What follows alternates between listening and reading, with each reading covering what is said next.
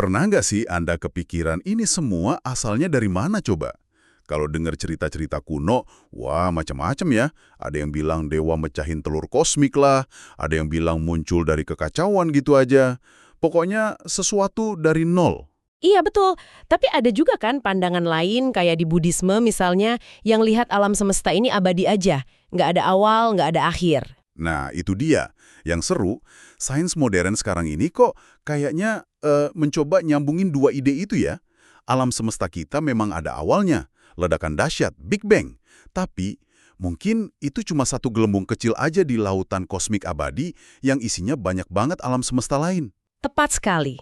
Dan untuk pembahasan kita kali ini nih, kita bakal coba gali lebih dalam khususnya dari buku Parallel Worlds. Sumber ini ngajak kita jalan-jalan, memahami kosmos kita dari kelahirannya yang eksplosif itu. Lewat revolusi cara pandang Einstein soal ruang dan waktu. Betul. Sampai nyelam ke dunia kuantum yang, aneh banget. Dan kemungkinan adanya alam semesta lain, alam semesta paralel. Nanti kita singgung dikit juga soal teori Dawai, teori M, sampai nasib akhir alam semesta kita. Dan mungkin, apa sih artinya kita ada di sini? Oke, jadi misi kita buat Anda semua, ya menyajikan ide-ide raksasa ini dengan cara yang, semoga sih ringkas tapi tetap dalam. Anggap aja ini kayak ringkasan eksekutif lah ya, biar kebayang gambaran besarnya. Siap. Kita mulai dari paling awal yuk. Asal-usul alam semesta. Gimana sih pandangan kuno dan sains modern soal ini?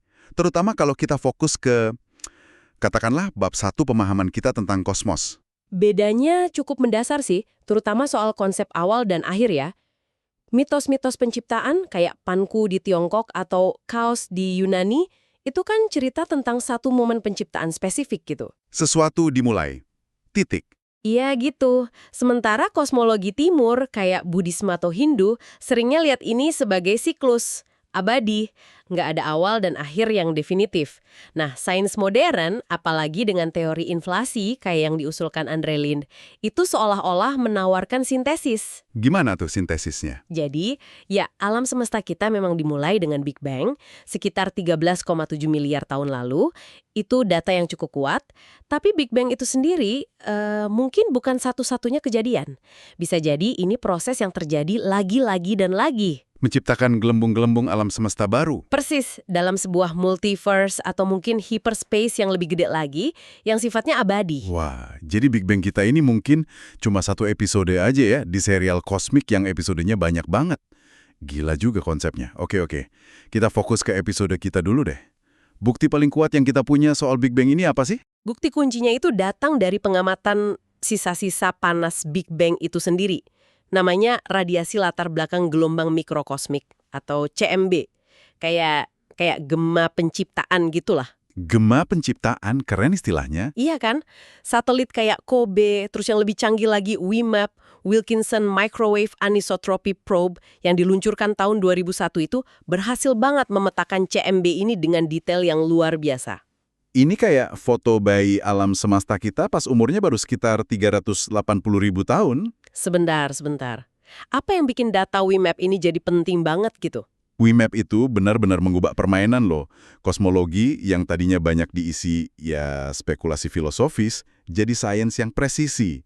Dari data WIMAP itu, kita bisa ukur umur alam semesta. Tadi disebut 13,7 miliar tahunnya. Betul, 13,7 miliar tahun, plus minus dikit lah. Terus geometrinya juga ketahuan, ternyata datar. Dan yang paling bikin kaget, komposisinya. Ternyata semua materi yang kita kenal nih, atom-atom yang bikin bintang, planet, bikin Anda juga, Iya. itu cuma sekitar 4% aja dari total isi alam semesta. Hah? Serius? Cuma 4%? Sisanya apa dong? Nah, sisanya itu sekitar 23% materi gelap yang kita nggak tahu apa, misterius banget, dan 73% lagi, ini lebih aneh, energi gelap. Sesuatu yang justru mendorong alam semesta kita mengembang makin cepat. Astaga, cuma 4%. Ini benar-benar ngebalikin intuisi kita soal realitas ya. Tapi ide Big Bang ini kan nggak langsung diterima gitu aja kan. Pasti ada yang nentang di awal. Oh, jelas. Banyak ilmuwan awalnya skeptis banget. Sir Arthur Eddington misalnya, fisikawan hebat itu dia merasa ide kalau ada permulaan yang tiba-tiba itu menjijikan katanya. Secara filosofis dia nggak suka. Menjijikan ya. Terus ada teori lain dong? Ada. Yang paling terkenal itu teori keadaan tetap atau steady state. Diusulkan sama Fred Hoyle dan teman-temannya. Mereka bilang alam semesta ini ya abadi aja, nggak berubah secara umum. Materi baru terus-menerus tercipta di ruang kosong, ngisi celah pas alam semesta mengembang. Jadi nggak ada awal mula gitu ya? Iya, idenya gitu. Lucunya nih, justru si Hoyle ini pas lagi siaran radio BBC tahun 1949, dia nyindir teori lawannya. Dia bilang, ide Big Bang ini maksudnya ngejek. Malah istilah itu yang nempel sampai sekarang. Haha, niatnya nyindir malah jadi branding ya. Oke, selain CMB tadi, ada bukti lain nggak sih yang dukung Big Bang? Gimana soal unsur-unsur pertama yang berbentuk? Nah, ini prediksi kunci lainnya nih, dibuat sama George Gamow dan timnya. Mereka mikir gini, kalau alam semesta awalnya super panas dan padat banget, terus mendingin, harusnya fisika nuklir sederhana bisa prediksi unsur apa aja yang terbentuk di menit-menit awal. Logis sih. Hasilnya gimana? Kalkulasi mereka nunjukin, hasilnya itu nanti sekitar 75% hidrogen dan 25% helium kalau dihitung berdasarkan massa, plus sedikit unsur ringan lain. Dan tebakan ini, cocok banget sama kelimpahan unsur yang kita amati di bintang-bintang paling tua dan galaksi-galaksi paling awal. Ini jadi bukti kuat lagi buat Big Bang. Oke, jadi Big Bang ngejelasin asal-muasal hidrogen sama helium, unsur paling banyak. Terus, unsur yang lebih berat gimana? Karbon, oksigen, besi, emas gitu, yang penting buat kita kan? Si pencetus steady state tadi, meskipun teorinya soal steady state salah, dia justru ngasih kontribusi penting banget.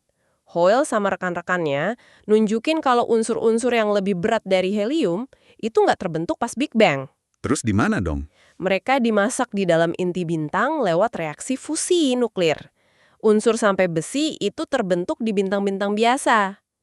Nah, yang lebih berat lagi, kayak emas atau uranium, itu terbentuk dan kesebar pas bintang-bintang raksasa meledak jadi supernova. Wah, jadi butuh dua-duanya ya? Big Bang buat unsur ringan, bintang buat unsur berat. Tepat. Keduanya punya peran krusial buat menciptakan tabel periodik yang kita kenal. Oke. Alam semesta lahir panas, mendingin, bikin unsur ringan, terus bintang masak sisanya. Nah, bukti kalau alam semesta ini beneran mengembang, kayak yang diprediksi Big Bang, itu gimana? Ini awalnya dari pengamatan Vesto Slipher di awal abad ke-20. Dia sadar kalau kebanyakan nebula, yang ternyata galaksi lain ya, itu cahayanya kayak meregang ke arah merah spektrum. Istilahnya, pergeseran merah atau redshift.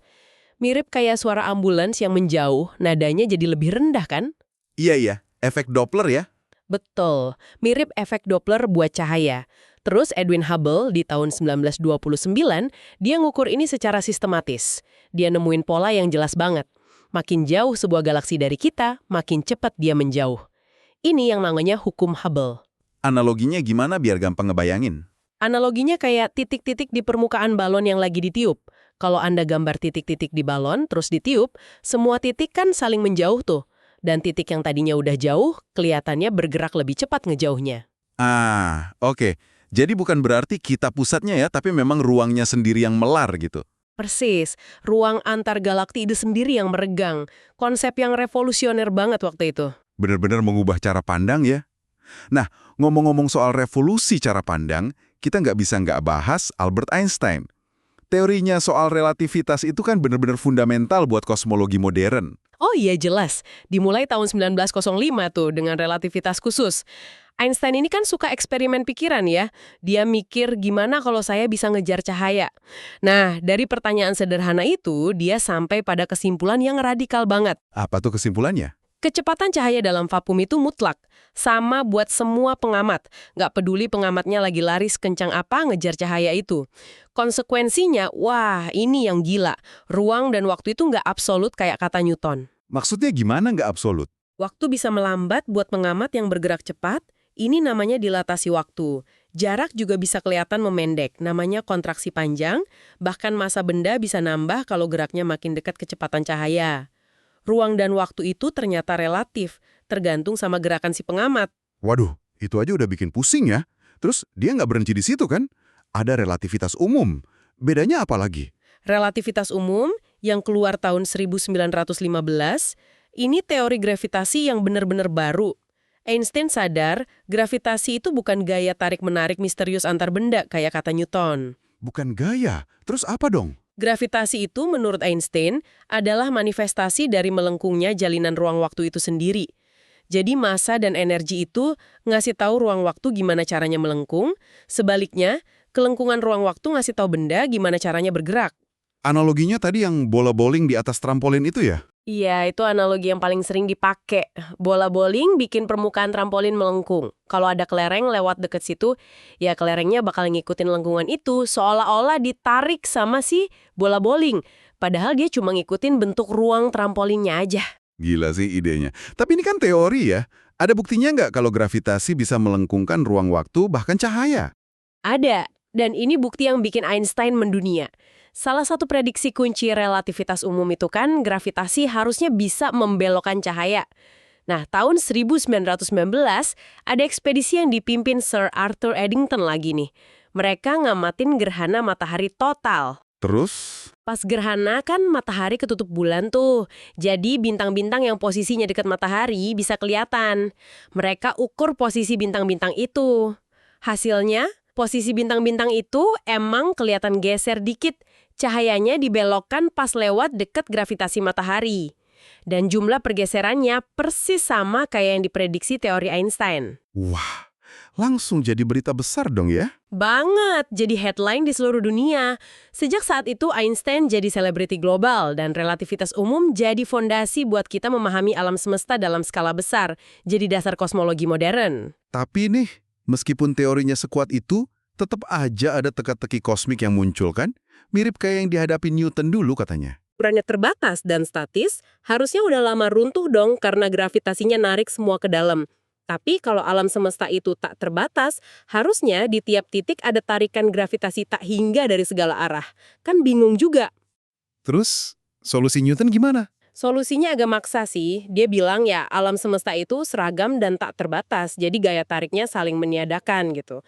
Tapi ada paradoks lain yang lebih susah dijelasin pakai model Newton, paradoks Olbers. Ah iya, yang soal kenapa langit malam gelap itu kan? Tepat. Kalau alam semesta ini emang tak terbatas, abadi, dan isinya bintang semua secara merata, harusnya ke arah manapun kita lihat, pandangan kita bakal mentok di permukaan bintang dong. Langit malam harusnya terang benderang kayak permukaan matahari. Tapi kan nyatanya gelap. Kenapa? Nah, itu dia pertanyaannya. Jadi jawaban modernnya apa? Jawaban modernnya, menariknya nih, udah pernah disinggung sama penyair Edgar Allan Poe loh di abad ke-19. Jawabannya itu terkait sama dua fakta kunci dari kosmologi modern yang udah kita bahas tadi. Apa tuh? Umur alam semesta sama kecepatan cahaya. Tepat. Pertama, alam semesta kita punya umur terbatas, sekitar 13,7 miliar tahun sejak Big Bang. Kedua, kecepatan cahaya itu terbatas, nggak instan. Artinya, cahaya dari bintang-bintang yang jauh banget itu belum punya cukup waktu buat sampai ke kita di bumi. Oh, jadi kita cuma bisa lihat sejauh cahaya bisa merambat dalam 13,7 miliar tahun ini aja. Betul, kita cuma bisa lihat bagian alam semesta yang cahayanya udah sampai ke kita. Ada cakrawala kosmik yang membatasi pandangan kita. Makanya langit malam gelap. Ini nunjukin alam semesta kita itu dinamis, berevolusi, dan punya batas pandang. Bukan statis dan tak terbatas kayak bayangan Newton atau Olbers. Oke, masuk akal. Pembahasan kita udah mencakup banyak hal ya, dari Big Bang, bukti-buktinya, sampai revolusi Einstein dan paradoks-paradoks kosmik ini. Ini semua dasar banget buat memahami bab 1 dari cerita alam semesta kita. Iya, ini fondasinya. Dari sini nanti kita bisa melangkah ke konsep-konsep yang lebih liar lagi, kayak lubang hitam, dunia kuantum, sampai teori segalanya. Tapi pemahaman soal Big Bang, ekspansi, dan relativitas ini krusial banget. Setuju. Mungkin sebagai penutup nih, kita bisa lempar satu pemikiran buat direnungkan oleh pendengar kita. Mengingat semua bukti ini, terutama data presisi dari WebMap yang nunjukin komposisi aneh alam semesta kita, cuma 4% materi biasa, sisanya gelap, ini kan bikin kita mikir ya, Mikir apa tuh? seberapa banyak sih yang sebenarnya kita tahu tentang realitas? Kalau 96% isi alam semesta aja kita nggak ngerti bentuknya apa, cuma tahu efek gravitasinya aja, Jangan-jangan pemahaman kita ini baru permukaannya banget ya. Pertanyaan bagus banget.